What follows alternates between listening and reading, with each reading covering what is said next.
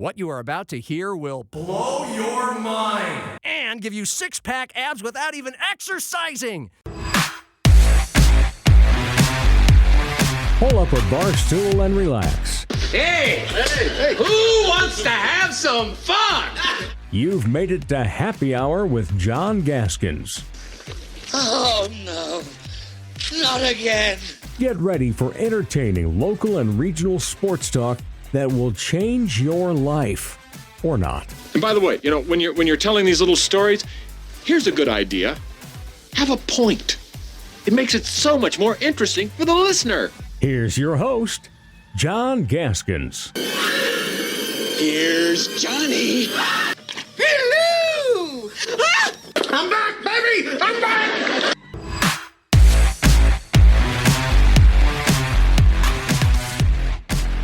La carrera de Tillman. Ahí va Tillman.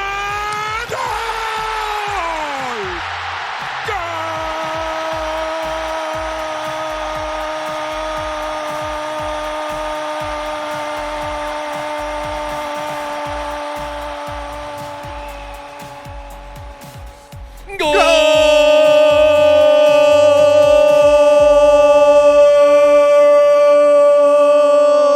USA, USA, USA, USA, USA. Thank you. Ole, ole, ole, ole, ole. I believe that we will win. I believe that we will win. I believe that we just won. Oh, yeah. Well, we did. We did. I don't know how much we're going to win, but okay. That was good. That was the best start ever to Thirsty Thursday. That was pretty awesome. From Orion Pub, downtown Sioux Falls. Jon Gaskins, Trent Singer. Are you double fisting here? Look at yeah, this. I know. I've got the Miller High Life Pony. And the Hoppy. And I'm going to wash it down with the Lagunitas Hoppy Refresher. Because I'm getting on a plane. I'm trying to eat light and not drink today, but I kind of feel like I'm at the Orion Pub. And I'm literally flying out for a vacation. I might as well have a tiny beer. I'm going to the most American possible city, Trent. Okay, San Francisco. Oh, you laugh. You laugh. People from all over the world live there. Came there for a better life. To be fair. Melting pot. Inclusive. The focal point of the World Cup right now, right? It in is. the United States. Yeah, just won the game there last night. Dad's 80th birthday. He lives a couple hours away. Cool. He didn't really want to go anywhere, but his wife did. She loves San Francisco. So we're going to San Francisco. Cool. And we're going to I love San Francisco. Eat and drink a lot of great food and drinks and have a gay old time. Fireworks at the Golden Gate Bridge now. Now that is like beat that. That's gonna be awesome. Beat that spot for No some doubt. fireworks. No doubt. The rest of you. You better get some pictures. We've got LeBron to the Wolves. We're gonna have fun with it. We don't know if it's probably not gonna happen to talk about, and we'll talk about the American soccer team, last night's win, the controversial red card, and all that stuff. And we're going to get to your series that you're doing for Sioux Falls Live, where you can watch all of our shows with video producer Cordell Wright, putting together a great video product, SiouxFallsLive.com. Trent's been doing a series with the best college athletes, coaches of the year in different sports. Third year we've done it. Nice. And we'll talk about a couple of the big ones. And a lot of hockey movement after the NHL draft for some locals, Stampede and Augie guys. And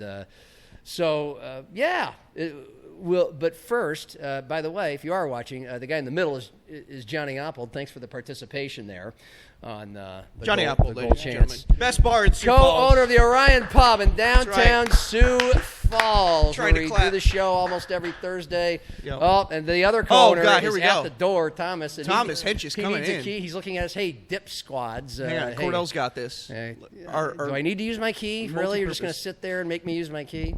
There he is. There's Thomas Hench, folks, ladies and gentlemen, the man himself. All right, both owners are here. All right. Where people can come and watch and enjoy World Cup games. Absolutely. Downtown, I was here last night. It was awesome. Friendly neighborhood Great. pub setting. Yeah, I was here with you for the only game I've been able to see, because the other three have involved Craven Sioux was Falls awesome. Canaries games. And Craven was great. I saw the Turkey game there. I don't. There's Turkey, Trent. Turkey. Correct. Come on. There's just something about watching it here.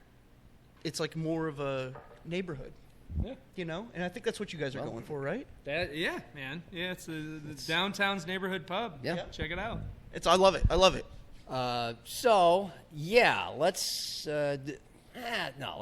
about LeBron first. Let's scratch the itch so we can relieve Johnny Opps of his duties here. LeBron James to the Wolves possibilities means what to each of you? To me, of course, it's exciting. I want to see it happen. Of course, I think it increases the chance of the Wolves winning a title. Does it put them over the top? No. We understand that the odds are long. The Warriors are at the top of the list. There's the Cavs and the Heat. Before them, if you're going by percentages, something called Pay Market has the Warriors as a 74% chance. Speaking of San Francisco, if that's where LeBron's going to play, and the Cavs back home, 18%, most likely team in the East. So, I mean, the Wolves are amongst teams splitting up the rest 8% there. But still, good for the Wolves. What we do know is they've tried. There have been multiple discussions with the Wolves and LeBron's people, and I love it. And the reason why I'm rooting for this to happen the most, we'll talk about if it makes sense at all, but is so Johnny Oppold can win just a little more money. No, put some money on it. It was a long shot, and then I started to hear rumblings that, it could actually happen, and then you start to see some of these teams that are rumored to, be ones where he would fit, and they're signing, like the Spurs. What'd you get in at? Tobias Harris. Plus what? Well, no, so I bought it on a prediction market. Okay. So it was at 4 cents. Oh, wow. So, So if I win, nice little payout. Yeah. But the thing that I would think about LeBron James that would be nice about him coming to the T-Wolves is with LaMelo Ball coming, it'd be nice to have another adult in the room. Yes. Just to make sure it doesn't go off the rails, And also, what is he going to go to the Warriors? I mean, it's not golf. There's not a Legends Tour. They're not going to win a championship with a bunch of geezers. Yes. So, I feel like, the Wolves are as good a fit as any for him to go and actually win a title. I get it if he goes to Denver. I get it if he goes to Miami to be with Giannis, so on and so forth. But, man, the Wolves got to be right up there. If it wasn't for the weather, I feel like he'd be in town already. Yeah, I'll say this, too, and I keep hearing that argument, the weather argument. I mean, he's from Cleveland. I don't know. Is it that much? I mean, yes, the winters are much more brutal, but he's from a northern state where they experience snow. He knows snow and the cold elements. He's also LeBron James. He's the most gifted athlete we may have ever seen in the world. Is weather something that's going to deter him? He wants to go live in a sunny, shiny place because he was in Miami. And I didn't mean to interject between you two, but I will contribute this. Apparently, I'm playing devil's advocate here. Apparently, golf during the season is a priority. It's a big thing. Huh? He's really gotten into it. I'm sure you've seen videos of it, and you can't pull that off in Minneapolis. Now you can't pull it. You can't pull it off in Cleveland. You can't pull it off even in Denver. You can. In Denver, there are 60-degree days in the winter, but then the next day there's 8 inches of snow. But that's apparently part of his lifestyle. Now, he can play in the southern cities when they travel. Of course. How much does he want to play? How big of a piece of the pie is golfing year-round really mattering to LeBron James? I don't know, but I'm not – it may sound ridiculous, but at this point it's life. part. It's got to be, right? It's got to play a part. It's part of the equation, but I would think a bigger part of the equation is apparently this is not financially based. Good, because the Wolves could only afford at the moment veteran minimum-ish. They could move some things around to make more money for him. He wants to win a title, and of all these teams, looks like the Wolves have the best shot of winning the title, arguably, at least in the West. Go ahead. You're going to respond to the the golf situation. Oh, yeah. Well, I feel like that's a silly take for the standpoint of, it's not like these guys are sitting at a take, by the way. It's apparently the truth. That is a factor. I get it. Golf is a factor, but it's you're in warm weather cities half the time. Yes. It's not like you play basketball at home. It's not baseball. You don't got a 10-game homestand. You're at home and you're flying off the next day.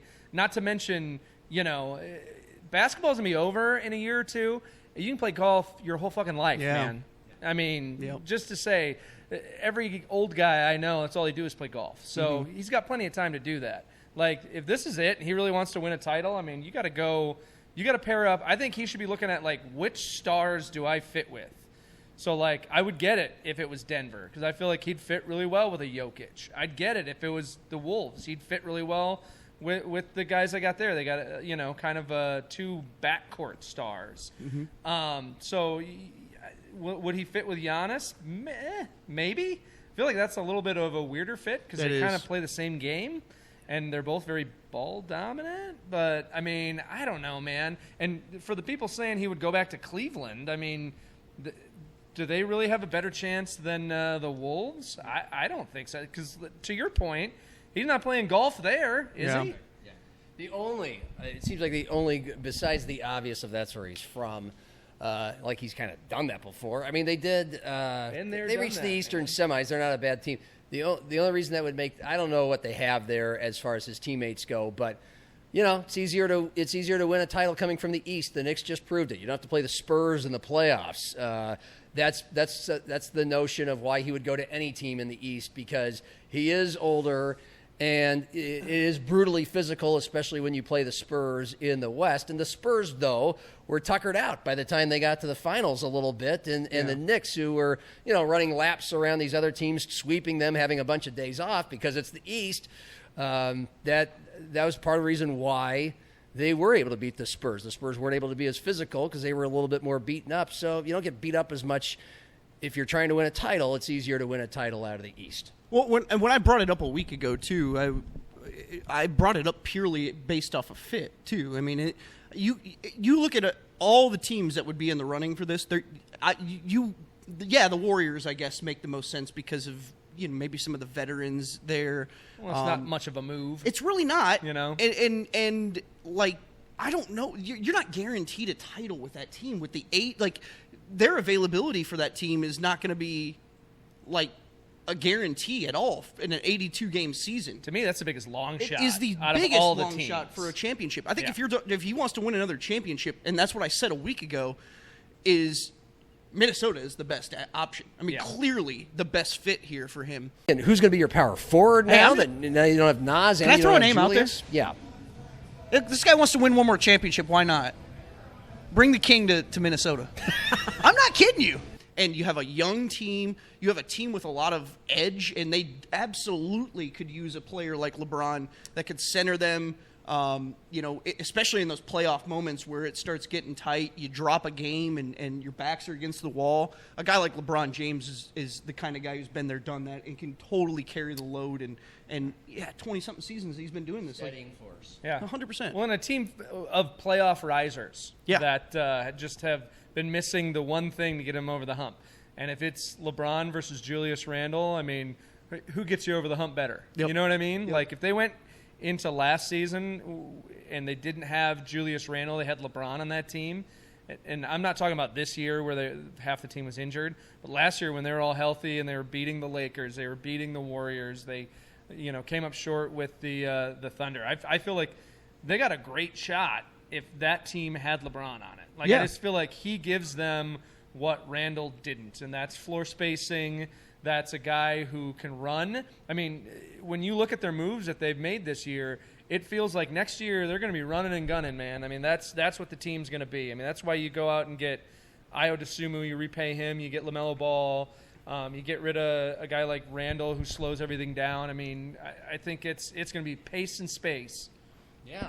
Here's some other things I think you guys haven't mentioned yet. He himself is going to get a lot of easy looks because you have LaMelo's playmaking and passing ability to set guys up. Ant's shooting. Yes, you can't double everybody, man. Yes. You cannot. Yeah, yes. Rudy. Yeah, even Rudy. If you're worried about you're a 41-year-old guy defending, the Wolves have elite defenders now that can pick up his slack. No big deal. So it's a young and deep enough team that he can take nights off. He can go back-to-back nights off, no problem.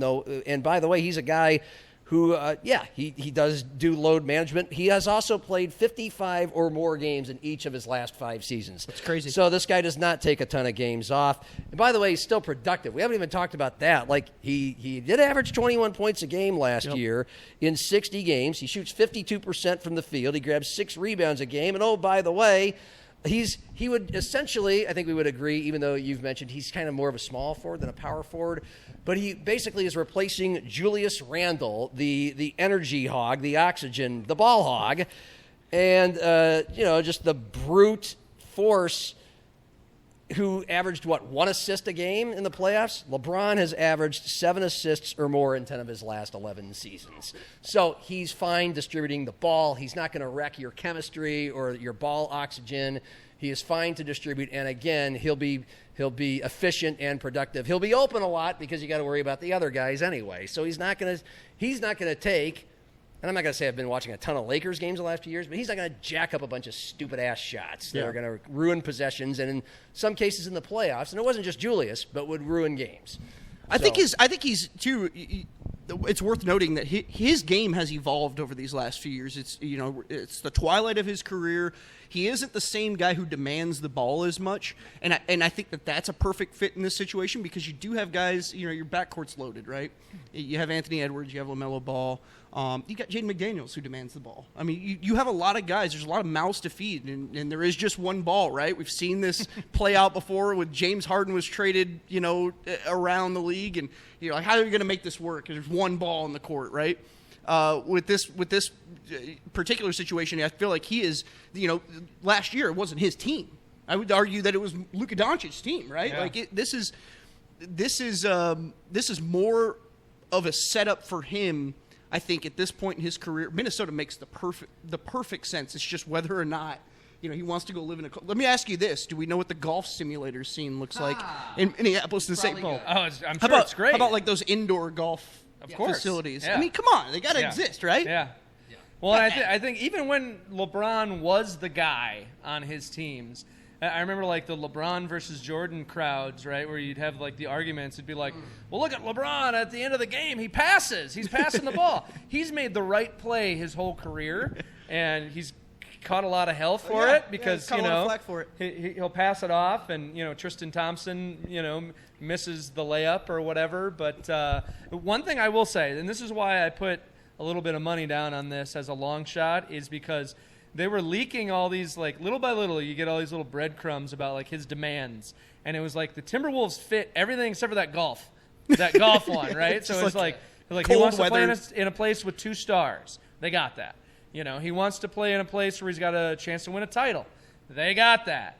He wants to play in a place where, there's like a young, like, star player. They got that. God, what was the other one? If he wants to get away, he can go to Miami. He can go to L.A. Oh, the other one was houses there. He's not worried about money. And when I heard that, I'm like, he's not worried about money. That speaks exactly to the Timberwolves because that was kind of the big bugaboo about why they wouldn't be able to sign him. It's like, well, they don't got the money to pay LeBron $40 million. It's like he'll take the vet minimum. It's Sham said that yesterday. Yeah. So. I mean, let's go. Yeah.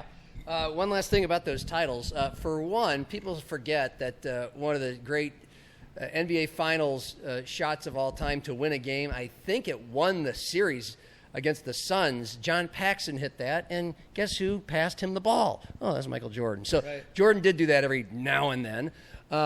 More importantly, Ray Allen hit the shot in Game 6 against the Spurs. More importantly, Kyrie. Of course, the Warriors. Of course, LeBron cares about his legacy. Of course, he wants to thrust himself deeper into the conversation between him and MJ as the GOAT. And I think it's always going to be MJ. But if you want another thing on MJ, he already has won 3 titles with 3 different teams. Of course, MJ did it with 1, which to me is more of a feather in MJ's cap. But okay, he's one of 3 players to win championships with 3 different teams. Guess how many have done it with 4? None. He'd be the first player in NBA history to win championships with 4 different teams if he plays in Minnesota and they win. I'm not interested in doing the MJ LeBron debate whatsoever. I will say, I mean, hasn't been done enough though. Yeah, right. Like, but you can't deny that he isn't great. Like, oh, for sure, he's always been great. And people who want to deny that, it's a generational ebb and flow. The older folks are going to always say LeBron. The younger kids are going to say, the older folks are going to say MJ. The younger kids are going to say LeBron. It's always going to be that way. But you can't deny that he is. The fact that he's been in this conversation for 11 to 12 years, we've been talking about this for decades now. Like, that speaks to what he's been able to accomplish. And I think going and giving Minnesota a title, it's first since what, 91? What a legacy builder that would be. Yeah. Right. Yeah. What a legacy builder. Does it taint it a little bit though if LeBron comes in and he's the guy that not really. We needed LeBron No. No, you're not- no, because LeBron's not the star. It's not like Brett Favre to the Vikings, I agree. where it's our hated rival's best player comes in and he's the reason. He's a piece, I man. don't think LeBron's would be the reason they won. It would be Anthony Edwards 100%. But he's going to be a big part of it. And I would say this, like, the people, LeBron is such a big deal. I was just telling my kids the other day, like, he was such a big deal, even like in high school. Half of his high school games were on ESPN. I remember, I was a fan of the Timberwolves then. I taped his high school games on VHS, just so I could rewatch them. I mean, that's how good of a player he is. So it would be awesome. And I don't think it would taint it at all. I mean, for heaven's sakes, man, the guy's like 43 years old. I mean, I don't think anything he does taints anything. He's not going to be the reason anybody wins, but he's going to play a big part. Yeah. All right. Anything else? No, I mean. Okay, that was good. Wait, Cordell. That was solid. Okay. Okay. Make a pitch. Okay. Okay. Social media pitch, something like Okay. For This is you, Johnny. We're going to tag LeBron in this. We're going to tweet it out with a big happy hour. that's a producer. That is a producer right there. Oh, my goodness. Well, LeBron with Minnesota. He's closing. He's zeroing in on. I'm going to slow zoom. Hey, I need to ask you this: have you ever talked any trash on LeBron in your time? Oh, yeah. Because we can Yeah. that can be dug up. Like, 100%. 100%. But I will say, if LeBron James wants to win a title, there's no better place to do it than the Minnesota Timberwolves. If you look at Anthony Edwards, I mean, that guy is next up. They've been calling him Jordan's son. He needs that veteran leadership, and I feel like if you got one shot, one more year, you got to come to the Timberwolves. They've gotten as far as the Western Conference Finals. 2 straight years last year. They're a little banged up, but they got the talent. They got the young players. All they need is that steadying hand. Mike Conley couldn't do it. Mike Conley's not LeBron James. Get your ass on the plane. Get to Minnesota. Let's win a title. thank you, Tim Conley. LeBron, Thank you, LeBron. Tim Conley. Yeah. Oh, that was your pitch to Tim Conley. No, that was he Or is. to- or- That's a LeBron He's James. embodying. Is he Tim pitching Conley to here. Tim Conley or is he pitching to LeBron? Oh, okay. Pitch Tim Conley. Yeah.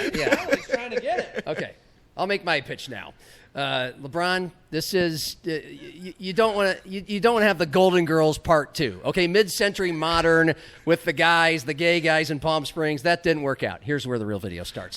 LeBron, you don't want to play with a bunch of guys that are going to require walkers down the court. Like, what you want to play 500 ball with the Golden Boys, the Golden Girls in San Francisco? No.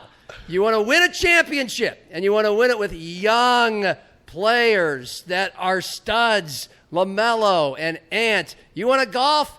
You have your whole life to golf after this, and you can golf when you're on the road. When you go, and you can golf with Steph Curry when you go beat the Warriors by 50 points, but come to Minnesota and win a title.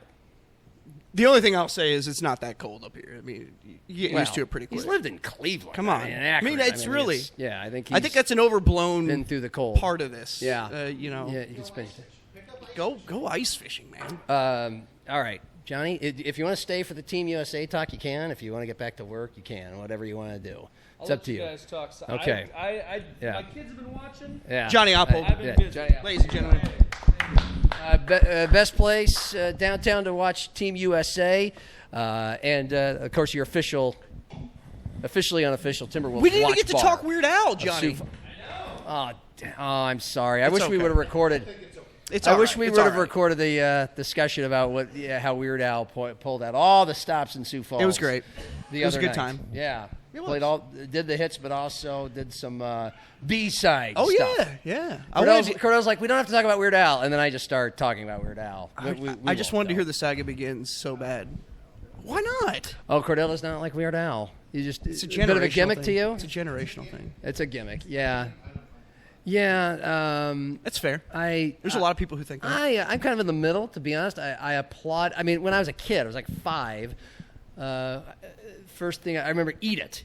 There was "Beat It" by Michael Jackson. It was the biggest song on earth. Yep. And then he did "Eat It," and I'm like, that even as a 5-year-old watching MTV, I'm like, that guy is brilliant. This is hilarious. And I'm 5. That's my sense of humor. He did come out in the fat suit and did "I'm Fat." Well, and then there was "Bad" by 4 years later, biggest song on the planet, and then Weird Al does "Fat." It's like the exact same premise. Yep. Kind of cheap and gratuitous, but It was really, really, really funny. It was so funny. Running with Scissors was a seminal part of my childhood. I think a lot of the stuff that I've heard from him is clever, like the Amish Paradise. Yep. Another one, Rides the Bus instead Yep. of another one. His early stuff, Like a Surgeon instead of Like a Virgin. Have you Those are seen some the of movie? early ones? Have you seen the movie? The Weird Al movie? Yes. I have not. The UHF? I'm telling you. Is there a new one? No, there's a new one. UH It's a biopic that he did. Okay. And he keeps always, on his media tour, he's always claiming it's 100% factual, Okay. nothing fake. All right. And it is so clearly 100% fake. Daniel Radcliffe plays him. Okay. It's hilarious. There's tons of cameos in it. I highly recommend everybody to right. watch that movie. It's Yeah. fantastic. I think there's been parts of him that have been funny. The songs are clever. I'm kind of with Cordell. Like, it doesn't really crack me up. I don't think I would have gone to the show. the movie's good. But I think if I would have been given a free, I'll play the whole Matt Zimmer line. If you're gonna give me a free ticket, I probably would have gone. Probably would have had a good time. Whatever. We got discounted tickets. There was like a flash sale for the Denny and $30. Wow. You know what I'll say about Weird Al is, besides the fact that I love the fact that at the Canaries games, we had a Canaries game going on across the street that night, so I couldn't go to Weird Al anyway. But our PA announcer, Randy Preston, great sense of theater and entertainment. He's not just a guy who blows into the pipes. Sorry for that term. He has a sense of entertainment, and he was playing a lot of Weird Al stuff. That was pretty funny. Just a little stuff in between at bats. Yeah. But look, I think we can all agree that there's hardly anything America agrees on these days. A lot of tension and divisiveness between people. It can feel like a wretched world at points. And we need more Weird Als in this universe. Absolutely. Yeah. Good guy. Just for fun to make us smile. I just came 66 years old. He sounded fantastic. All right. Awesome. That was about 5 minutes of Weird Al. I think that's Cordell's like, yes, it was. I tried to steer you away from it. I'll send I mean, you you could find it, but I'm not going to make you. I'll send it to you, Cordell. Okay. Took a video. Yeah. Then last night, again, Canaries. So I was missing Team USA, getting screwed on that red card, and then still, because I did take a second to peek in at like right when it happened. And it's our best offensive player, and the announcers are like panic attacking, like I don't know about this. They're missing him now. They're only up 1-0, and then they're going to miss him the next game. And this is truly a test. I mean, if you're going to win a World Cup, you're going to have to go through. Yep. I sound like Frank Caliendo's impression of John Madden, by the way. But then they score another goal. They win the game 2-0. Ole, ole, ole. It was those after Balagoon, I believe, right? Belligan. I don't know. I've heard it You're pronounced obviously so not many listening different to ways. the speakers at these watch parties you're at. But Yeah, it's a little louder. I think it's Belligan. It's okay. Most people watching and listening to this are either are not watching or just like us, they're barely watching. But Yeah. they want to watch because it's the thing to watch. I was concerned, but I'll say I felt happy having the 1-0 lead. And the fact that they got a clean sheet out of that, regardless. They've given up one goal. I want to point this out. Really, truly, 3 games, meaningful games that they played in this World Cup. Yeah. They've given up 1 goal in those games. And that was against a Paraguay team that just had a massive upset in the round of 32. Beating Germany. One of the and favorites. so I think that was a huge learning moment for this team to be able to play that way throughout the entire second half pretty much. And I thought that was going to be really good practice for them, essentially, what they'll have to do for 90 minutes against Belgium. It's also, 12 years ago, I pointed this out, too, on Twitter. I just realized it while I was watching the game. 12 years ago to the day was the day that Belgium beat the U.S. in the World Cup. It was the Tim Howard game. It's one of the games I remember the most from the World Cup. I think it was 0-0 at the end of 90 minutes, and they went into extra time, and the final score was 2-1. They scored 3 goals there at the end, and that was an epic game. And now they're going to get their chance at revenge here for in the World Cup with this young team that's I think opening a lot of eyes here in the States. Yeah, well, yeah. I mean, I'm glad you pointed out the only 1 goal given up in the games that truly counted, because I've never seen this good of a defensive. A lot of the team. Focus and attention is on this is the best offensive team they've had. I mean, they're on the attack. They have as intimidating, aggressive freight train of an attack, which is, for those of us who only watch the World Cup, not not every 4 years, but only when the Americans play. Sorry, guilty. I didn't watch it last time. It's kind of fun to see the ball on the American side because I am one of those people who doesn't generally watch soccer. I do find it, I hate to use the word boring, but I'll use it for lack of a better word. But that's partly because a lot of the only soccer games I watched, you're watching your team play defense in a sport where there's hardly anything scoring. Mm-hmm.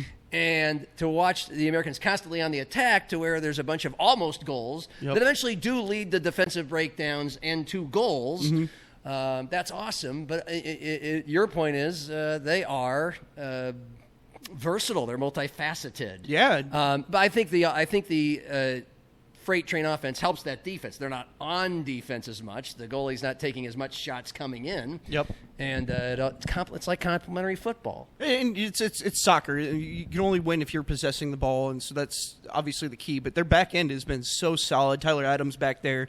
Obviously, Matt Freese in goal has been outstanding too. But, yeah, even the one goal they gave up against Paraguay was like – it was like a 3-0 game, I think, and then they gave up the goal and then scored another one. They ended up winning that game 4-1, and so it was kind of an inconsequential goal that they gave up in this second half of that game. The first goal last night was like the first goal against Australia, the one that I did get to see here at Orion with you on a Friday afternoon. That set piece, though, my awesome. God.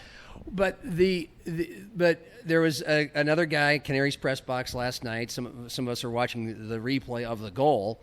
And this is a non-soccer guy who was just kind of like, what a sport! You might win because you hit it off because the other guy scored for you.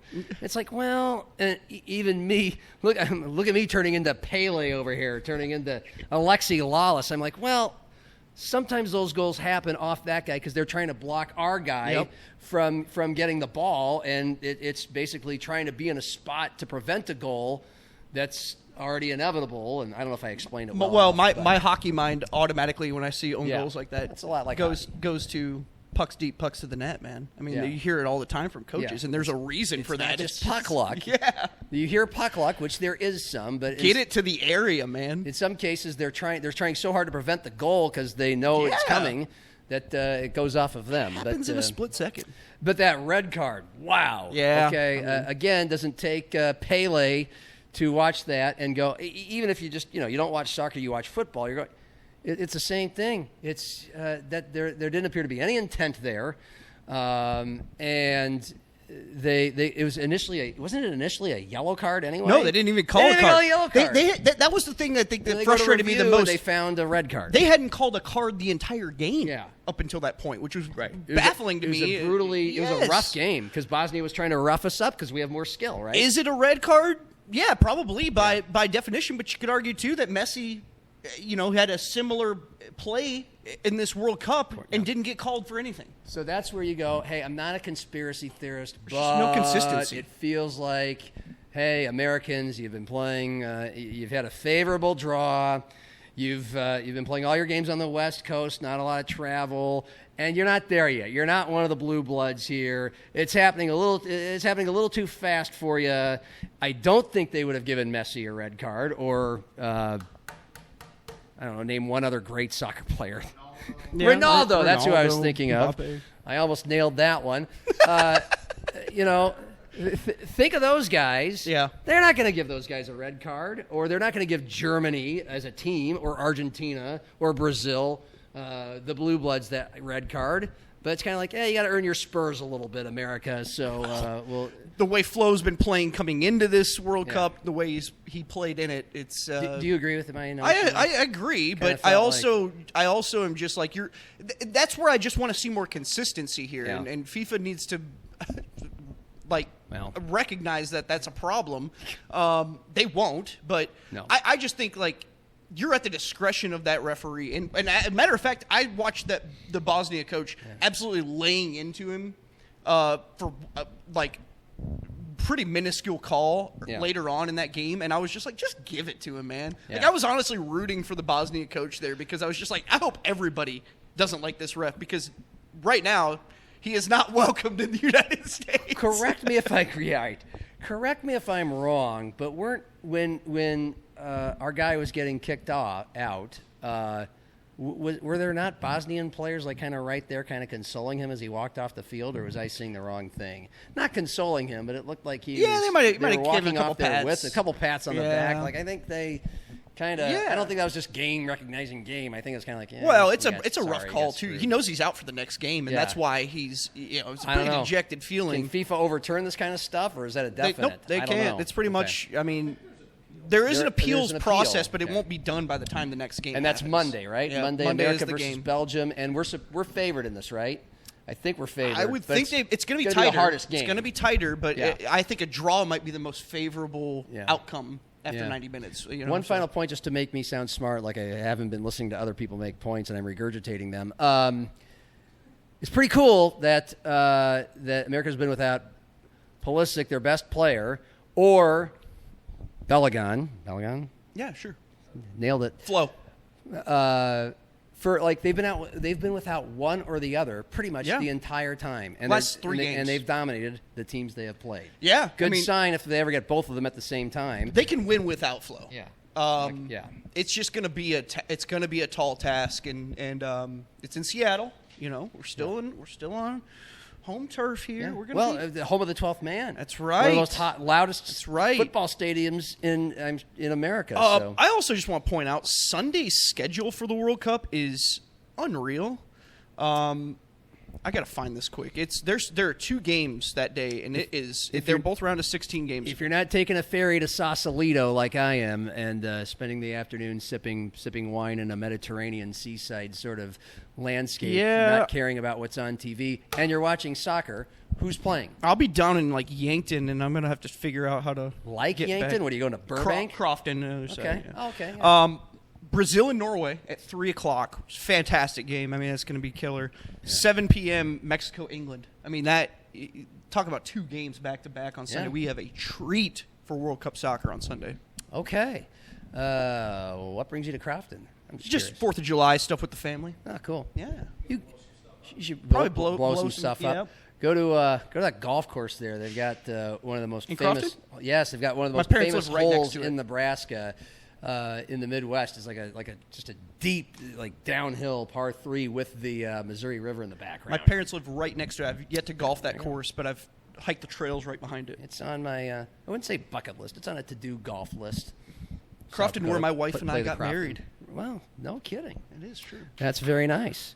Now you've answered my question of what your 4th of July plans are. That's what I'm doing. There you go. Say we'll take it home with some actual true local sports talk. Tell us about this college athlete, college coach of the year thing you've been doing at SiouxFallsLive.com, not just this week, but for 3 years now. Yeah, it's been fun. Zim and I started this 3 years ago. College athletes of the year. We pick, I believe it's 15 sports, and then a coach of the year. We just unveiled our new one this year. A lot of SDSU, a lot of USD, and Augustana players all on this list. And had some. I added honorable mentions this year, so we had some honorable mentions added in this year. So check it out. I think it's cool stuff. We maybe some of it's not all that surprising. Some of it may have been surprising to some people. I know there was a little bit of contention between Zim and I when I put. I had Mark Kurtz as my coach of the year, and Zim was like, "Do we really want to give it to a non-revenue sport?" And I was like, "I don't know. Does that matter? I guess it certainly weighs into it." We had Aaron Johnston was our coach of the year last year, but this year was Mark Kurtz, and I think so fitting. They won their first game at the national tournament, made that quarterfinal round, and lost to the eventual national champions. But he's built a juggernaut of a program there at Augie, so I'm happy for Mark getting that award. I think that's cool. Yes. Part-time coach too. Was that? Oh, we have a Somebody beer tried to man get at the in? door. Beer man at the door. Beer man. You want to give him a beer man chant when he comes in here? Yeah, we'll do it. We're taping this on Thursday midday when all the beer trucks come in. The beer you get to drink at Orion Pub, a lot of it arrives fresh right now. There he is, man. Beer man. Beer man. There you go. Beer man. He's got a Blue Moon shirt on. Yes, indeed. Hands on the card. All right. The kegs have arrived. It's party time. Well, I was going to ask you what perhaps the toughest one to decide was. There were some tough ones. Softball was a little tricky. Softball, we went with Madison Evans. I thought Kiera Lubavitch definitely had a say in that. A couple Sioux Falls Lincoln graduates there too, which is former teammates. But Madison Evans, with that run she put together at the end, was phenomenal. Them winning a game, beating Louisville in that tournament was cool. Yeah, a very cool moment for a team out. that was under 14, or I believe under 14 wins. 14 wins below the 500 mark going into the tournament and ended up winning a game. She had a stellar run, and it's really hard to overlook that. I mean, just what a run for the Yotes this year on the softball side. So that was kind of a tough one. I would agree. It's tough to not go with a pitcher, although they could. And that's college. I mean, high school, there was Macy Bryant, who had 830. Are these all college awards? They are. They're all college athletes of the year. The women's swimming and diving was we went with Avery Lommel, who's an All-American diver. Yeah. Which of the ones, was it really tough in football? So we, Here, I'll give you our honorable mentions. Football Obviously, L.J. Phillips was our player of the year. Kind of. I guess it would be obvious. I mean, it's really hard to say anything different. He was an All-American, led the FCS in rushing. Well, and I'm thinking, who else would it be from the other schools around? We've got here? Kobe Claiborne at SDSU. Yeah, I mean, okay. You want me to give you some names? Yeah. Quentin Christensen, Drayton Gannon. Those were our honorable mentions, and then outside of that, Chase Mason's not eligible. Yeah, he's really not eligible. He didn't play 9 games. Augie had Styles Blackman, Isaiah Huber, Logan Leonard, who ended up getting hurt at the end of the year. L.J. Phillips led the nation in rushing for most of the year. Hank Brown Jr. from USF. So, Mikey Munn was also on that list too for USD. But LJ's pretty slam dunk there. Yeah. And then college basketball player of the year was Ferguson from Augustana, and look, maybe not a guy that a lot of people watched, but they should have. Yeah. I mean, it's a reason to get out and watch some D2 basketball. Where did he end up going? Arkansas State, I believe. Arkansas State. This kid was a kamikaze. I mean, he was a blast to watch. Obviously, I saw him a couple times when the Vikings played USF. And, there was nobody more electric with the ball in his hands, nobody that affected a game more. And he also distributed top 5 in assists nationally. Great shooter, top 5 in assists. So he was a ticket. And I think if Isaac Bruns plays out the season for USD, they probably 100%. win more games. Maybe they have a shot at winning the Summit League title, regular season and tournament. And he was the leading scorer in the conference when he got hurt early in the conference slate in January, and he was top 10 in the country in scoring. So if Isaac Bruns plays the full season and doesn't lay a bunch of eggs, maybe he's your college player of the year. But we had Caden Hinker from Augie. The Jacks didn't have a dominant player. Yeah, we had Joe Seiler for the Jacks. I mean, you kind of felt like you had to put if you have a program, we try to put a player on there for honorable mention. But clearly, Cameron Fens. Cameron, sure. But Ferguson. I'll go. Yeah. I'll go hands. And then the coaches. Who was the football coach of the year? I tell you what. Because you had OJ, who started.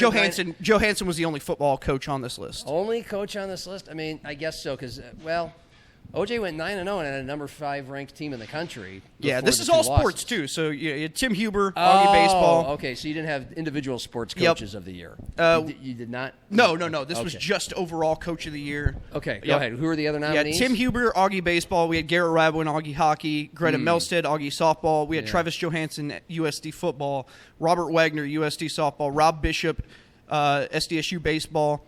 Dan Gorgalis, South Dakota State volleyball, Aaron Johnston, SDSU women's basketball, and then Brock Thompson, SDSU women's soccer. That seems like a dead heat between all of them. They all could have made great cases. For sure. How about this, though? I love this. Like Aaron Johnston could be the coach of the year every damn year. I mean, this year he overcame a couple of January losses to the Yotes and the Bison where they looked pretty bad. And I don't think a lot of coaches would have taken what he had there.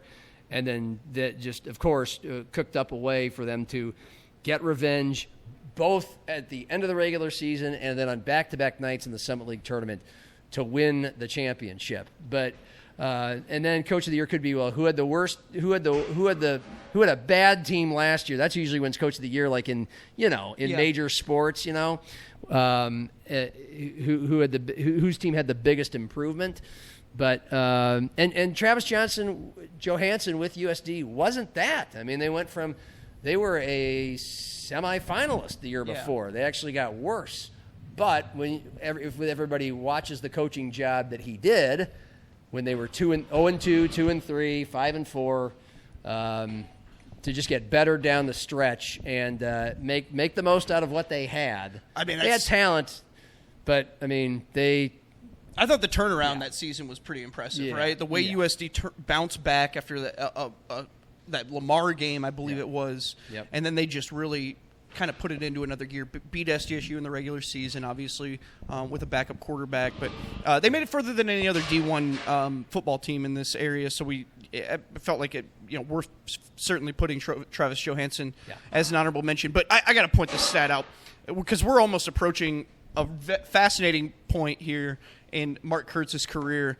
It's been more than 17 years since the Viking women last lost a match in conference play. So we're almost coming up to a point where he's going to have freshmen that are joining a program that hasn't lost a conference match since they were alive. Wow. It's pretty impressive what he's done there. So it's kind of like when we were talking about the Oscars, the Emmys, the Grammys. It's kind of like a Lifetime Achievement Award. I mean, they had their best season ever dominant. under him, too. They won a game, a match in the national tournament, and then lost to the eventual national champions, Nova Southeastern. And they played him in the regular season and actually took a point from him. I think with just what he's done there, it's really impressive that he does this year in and year out, all with international talent, too. This guy, his recruiting model, I did a story on it last year, is fascinating with how he's able to find and identify talent and doesn't have to do a whole lot of traveling for it either, which is interesting. I love it how you did this series and you shed a light on all the sports around here that never get enough love, but we understand why they don't get as much love as the revenue sports. And so it's kind of it's almost like a guide to who here's what you missed. Yeah. And but this is partly what I love about Sioux Falls Live is that we do cover some of the off the beaten path sports. It's a big part of your job, a full-time Augie hockey beat, staying step for step with the Sioux Falls Stampede throughout the playoffs, and at least recognizing with good stories, good feature stories about some of the people that make these other programs that you don't hear about a lot tick. So people care, right? Yeah. And maybe it doesn't get the clicks that SDSU football gets or SDSU basketball or USD football, and regardless, people care, and there is a contingent. There are people within those programs that care a lot. Yes, and they deserve recognition. They absolutely do. They deserve recognition. There's a lot of work that goes into this stuff to be in front of people who don't care. Yeah, they should. You guys give Sioux Falls Live gives people a reason to care, an outlet for people to care about those sort of things. One other item I want to, just in case I don't forget, because I had promoted this on Twitter today for our show. We're going to talk about the Twins and the Canaries, but we'll do that with Zim on Tuesday after the 4th of July weekend and break. We're just kind of running out of time here. But the point was, but if you notice, the Twins and the Canaries, both teams with just barely under 500 records right now, close to the midway point of the season, and you think humdrum teams, right? Going nowhere. And maybe they are, but man, both teams get a lot of hits, score a lot of runs. Yeah. They're fun teams to watch, and their games are fun to watch if you like high-scoring baseball games because they both give up a lot of runs. The Twins have a top 5 offense, runs, hits, all the other goofy sabermetrics. The Canaries, same thing. They've got a top 3 or 4 offense, runs, hits, a couple of big sluggers, guys who are hitting well for average. It's Josh pitching. Raywalt, the USF guy, is hitting .370 and bombing it all over the place. Pitching is where we're. But pitching. Both teams. So you're winning, and in the Canaries' case, in a league full that's pretty bereft of pitching overall. Period. You're seeing a lot of 13-8 games, win or lose. Yep. You can. They blew literally a 10-5 lead in the 8th inning the other night. But again, you got to see an 11-10 game. If you went to the old ballpark, you were not shortchanged. So. And the Twins, amazingly, are involved in some of those types of games, too. I think the Canaries are probably more fun to watch because there's not as much emotional investment in them, but also because, like, the Twins just constantly blow leads with the bullpen, which is statistically the worst or second worst in Major League Baseball. And I'll tell you what, it's a tough place to be when you're a Padres fan. You got one of the worst offenses in the league, but your bullpen is out of this world. Yeah, But it's not fun baseball But to your watch bullpen's either. not being used. Well, they're just like- your best guys aren't being used because you're not ahead. Yeah, in those innings. that too. Yeah. And so then you get in these games like they got beat last night, 23-3. I don't know if you saw that against the Cubs. Gave up like 6-7 home runs or something. Wasn't fun. Zim will have a few more takes on this. We'll talk a little Twins on Tuesday. Last thing, another thing that you've been hammering out here in the last week or so. The NHL draft was last week, and some local products, Stampede or Augie, either did get drafted, or got signed as undrafted. No, they were drafted. Agents. No, I'm saying there are some that got drafted. Yeah. And you can find all those stories at SiouxFallsLive.com. Follow Trent on Twitter at Trent Singer. But who are the highlights there? Well, we got some NHL development camp stuff that I put together a couple days ago. Some Augie guys went. Max Chakrabarty, Winnipeg Jets camp. Mathis Langevin went to the Flyers camp. Teddy Lechner, who was an incoming Augie recruit, he was a draft pick on Saturday. Got taken in the 5th round by the Colorado Avalanche. He is at the Avs camp. And then former goalie Josh Kotai, who we all know and love, is going to the New York Islanders camp, obviously, because he is signed to a 2-year contract with them. But on top of that, the Stampede had a few guys drafted, and I think that's certainly worth noting. Let me find it real quick here. By the way, he's looking all this up. Well, I just can't remember off the top. SiouxFallsLive.com. You guys can find it yourself. Your best source of local sports information. Beyond just the highlights. Headlines and scores. Oh, I did it Saturday. It's okay. No. I'll tell them to go to Cooper Sioux Falls Soller, Live. that was the big name. Nice job. You got it in there. Plays for him 5th round. He got taken by the Lightning. Overall point, a lot of great hockey talent. Yeah, here. of course. So it's never too late to get into hockey either. Well, it is this year because it's over. That'll do it. So you Crofton, anything else for the 4th of July? Just gonna hang with the family and shoot some fireworks. We're gonna get out on the boat and go out on the lake. Hopefully the weather holds. Well, aren't you pretty? Yeah. Aren't you fancy? Congratulations to everyone getting out on the boats. Yep. We got 2 boats for the whole family. But I guess How about that? if I'll cry in my beer that I'll buy on the ferry in the San Francisco Bay, I think we'll be okay. It's cold. It's cold. I texted a local sports luminary today that's going to be on the show next week. Mm-hmm. We're going to have a big guest on Wednesday. If you're a Jackrabbit football fan, and I just mentioned to him because he asked, I'm going to San Francisco, and the first thing he said was, hard to beat Alcatraz. I'm like, is he being sarcastic or does he really mean that? I don't know. But no, I'm not going to spend 4 hours on an island in an old jail. Yeah. No, I mean, I've gone by it in a ferry before. A few more things in San Francisco to do and enjoy. Anyway. That's awesome. Enjoy your 4th of July. You too. Everybody else enjoy your 4th of July. If you listen to this in time, and you probably won't, the Canaries are not home, but they will have a 4th of July fireworks celebration after their game on this Thursday night that we're taping this, July 2nd, if you want to enjoy that. But don't worry. They have fireworks shows that are 4th of July worthy, right? Yep. Every Friday game, right? I mean, big-ass fireworks shows every Friday night. For video producer Cordell Wright, for Trent Singer, for Johnny Oppold, and the beer man's not here anymore. The best bar in Sioux Falls. And the Orion Pub. Happy 4th of freaking July, America 250. Cheers! Ole!